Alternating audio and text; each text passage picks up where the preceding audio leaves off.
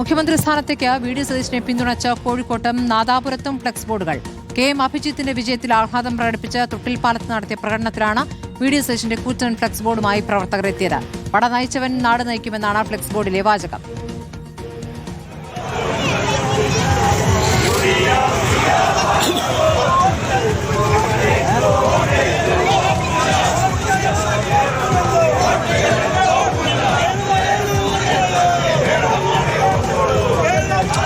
Sinoj Thomas വിവരങ്ങൾ നൽകും. സിനോജ്, ഇപ്പോൾ ഫ്ലെക്സ് ബോർഡുകൾ വ്യാപകമാണ്. ഇപ്പോൾ അഭിജിത്തിന്റെ മണ്ഡലത്തിൽ കൂറ്റൻ ഫ്ലെക്സ് ബോർഡുകളുമായി പ്രവർത്തകർ എത്തുകയായിരുന്നു. എന്താണ് വിശദാംശങ്ങൾ?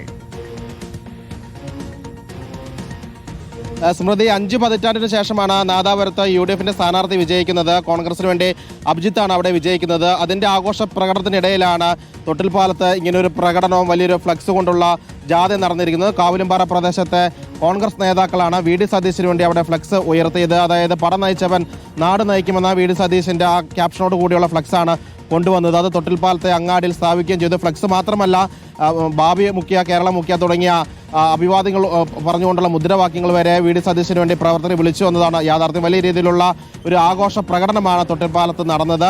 വി.ഡി. സതീശന് വേണ്ടി ജില്ലയുടെ ഒരു ഭാഗത്ത് പ്രകടനം നടത്തിയപ്പോൾ കോഴിക്കോട് നഗരത്തിൽ കഴിഞ്ഞ ദിവസം രമേശ് ചെന്നിത്തലയ്ക്ക് വേണ്ടി ഫ്ലക്സ് കൂടി ഉയർന്നിരുന്ന ഒരു വസ്തുത കൂടി നിലനിൽക്കുന്നുണ്ട്. സ്മൃതി, സിനോജാണ് വിവരങ്ങൾ നൽകിയത്.